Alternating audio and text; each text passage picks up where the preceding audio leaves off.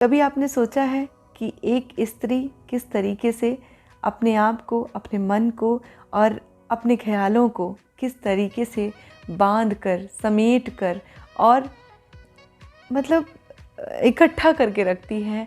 अक्टूबर channel, मैं हूँ पूजा, स्वागत करती हूँ अपने चैनल पे। घर छोड़ती है और अपने पति के घर आती है तो इच्छाएं तो बहुत समेटी हैं उसने, बहुत सारी तमन्नाएं लेके वो अपने घर आती है और सबके साथ यही होता है। जो भी देख रहे होंगे तो मेरी बातें सुन के उनको फ़ील हो रहा होगा कि हाँ ऐसा हुआ था। बहुत लोग बहुत खुशनसीब होते हैं जिन्होंने जो नहीं सोचा है उससे भी ज़्यादा उनको मिलता है, और जो उन्होंने कभी नहीं सोचा था कि ऐसा होगा उससे भी ज़्यादा उनको मिलता है। तो सही भी है, भगवान करे। मैं तो गॉड से हमेशा यही प्रे करूँगी कि ना उन्होंने सोचा है उनसे ज़्यादा उनको मिले। लेकिन मैक्सिमम केसेस में यही होता है कि हम बहुत सारी इच्छाएं, बहुत सारे अरमान बांध लेते हैं और फाइनली क्या होता है जब हम उस घर में जाते हैं तो जैसा हमने सोचा था वैसा नहीं मिलता है। और उस कंडीशन में क्या होता है, जब ऐसा नहीं मिलता है तो हमारे मन में बहुत सारे ख्याल आते हैं कि हम ऐसा क्या करें। और बहुत सारी हमारी बहनें हैं जो उस समय हिम्मत हार जाती हैं और ये सोचती हैं मैंने सोचा था वो मुझे नहीं मिला है तो मैं इस घर में सरवाइव नहीं कर पाऊँगी। तो ऐसा बिल्कुल मत सोचिए। आप जिस घर को छोड़ के आई हैं वैसा ही आपको घर नहीं मिलेगा, ठीक है। माँ बाप का जो प्यार होता है उसे कोई नहीं, ऐसा कोई इस दुनिया में नहीं है जो माँ बाप के प्यार के बराबर आपसे प्यार कर सके। इवन आपका पति भी आपसे उतना प्यार नहीं कर पाएगा जितना आपके माँ बाप आपसे प्यार करते हैं। तो कभी भी ऐसा मत सोचिएगा। सबको अलग अलग नज़रिए से देखिए। माँ बाप का स्थान अलग जगह है, पति का स्थान अलग जगह है, सास ससुर का स्थान अलग जगह होता है, परिवार के और मेंबर्स का स्थान अलग जगह होता है। तो हमें सबके नज़रिए से सोचना चाहिए। कभी भी ऐसा नहीं सोचिए कि वो हमें प्यार नहीं करते। हमारे माँ बाप हमें जितना प्यार करते हैं उतने हमारे इन लॉज हमें प्यार नहीं करते। कभी मत सोचिए।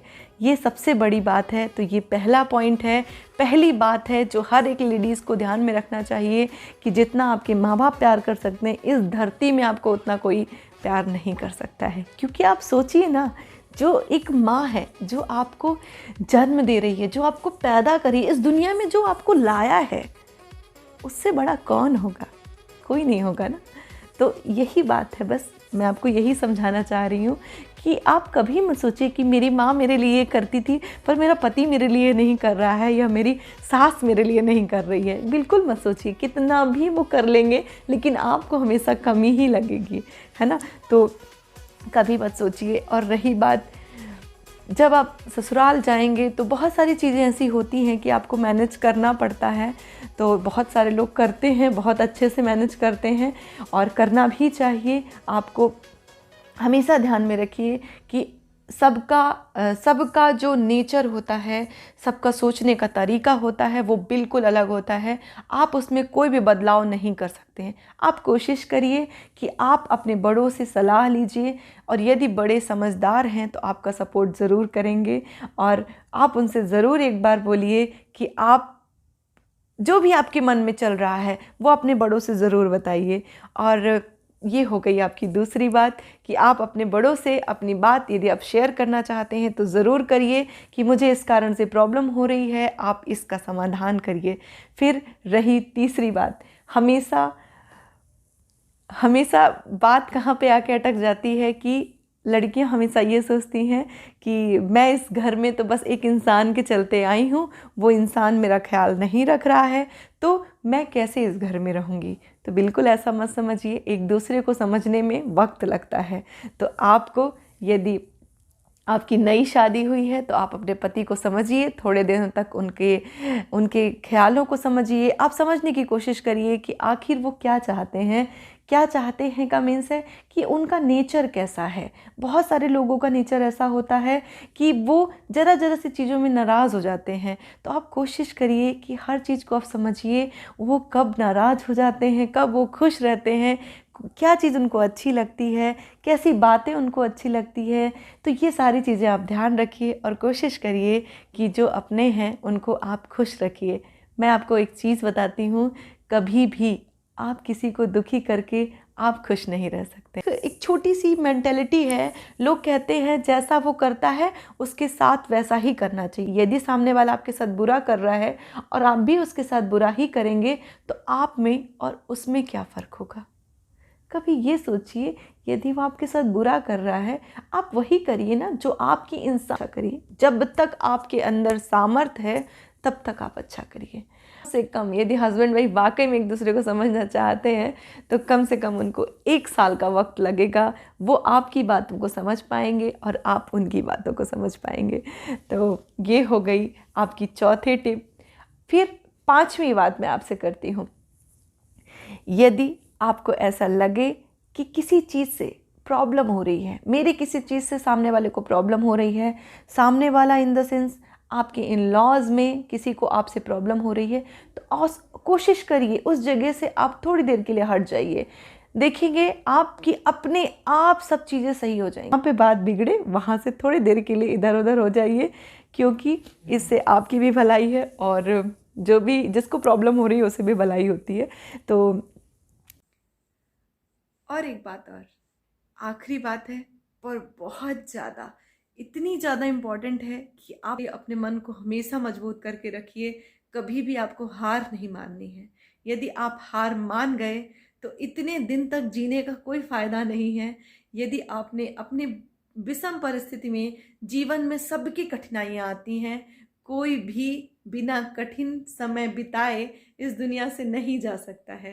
तो यदि आपके जीवन में भी कभी ऐसी परिस्थिति आ जाए, कभी ऐसी कुछ भी मतलब ऐसा एक समय आ जाए जो आपके लिए बहुत ज़्यादा भारी लगे, उस समय में बस एक काम करिए, अपने भगवान को याद करिए और अपनी ताकत को परखिए कि आपके अंदर कितनी ताकत है, आप कितना सह सकते हो।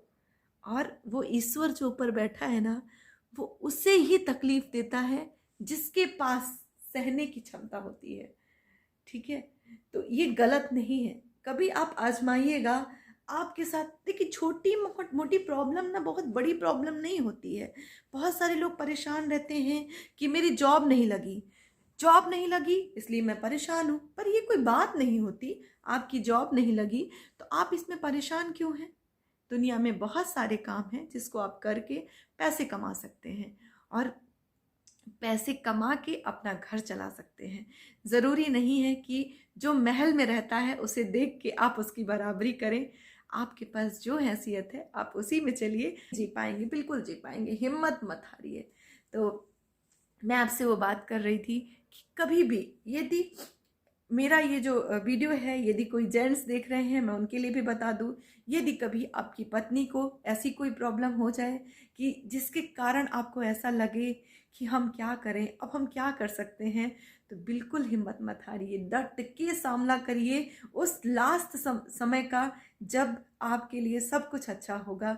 और मैं उन महिलाओं के लिए भी बोलना चाहती हूँ, पति जीवन में परमेश्वर के रूप में हमें मिलते हैं, तो यदि कभी भी उनके मतलब उन पे कोई कष्ट आए तो हमें ना जी जान लगा देना चाहिए। कहते हैं ना कि हमें ऐसा ऐसा अपने आप को मजबूत करना चाहिए कि बाहर के लोगों का हम पे कोई इफ़ेक्ट ना पड़े, बिल्कुल इफ़ेक्ट ना पड़े, क्योंकि भूलने वाले बहुत मिलेंगे आपको, लेकिन आपकी मदद करने वाला कोई नहीं मिलेगा उस समय पे। लेकिन कभी ये बताने की लोगों को ज़रूरत नहीं होती है। यदि आप किसी से बताओगे ना कि आप तकलीफ़ में हो तो वो आपका मजाक उड़ाएगा।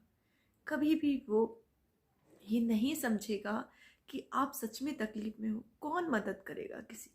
कोई नहीं करता।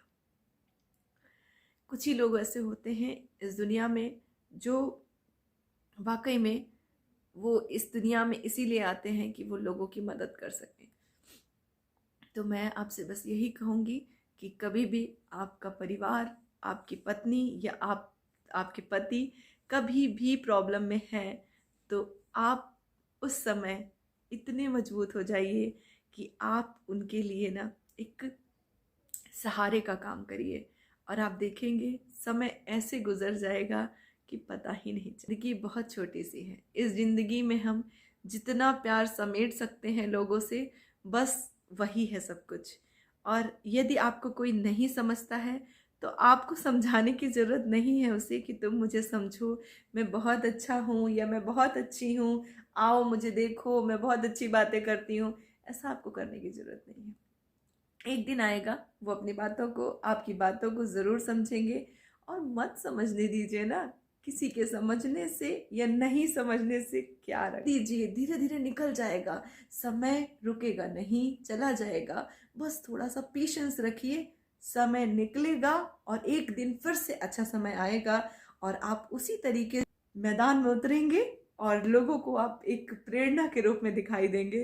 तो चलिए आज की बात यहीं पे समाप्त करते हैं। पसंद आया हो तो लाइक करिएगा और चैनल पे नए हैं तो सब्सक्राइब किए बिना मत जाइएगा। Thank you for watching. मिलते हैं नेक्स्ट वीडियो में अच्छे से ब्लॉग के साथ।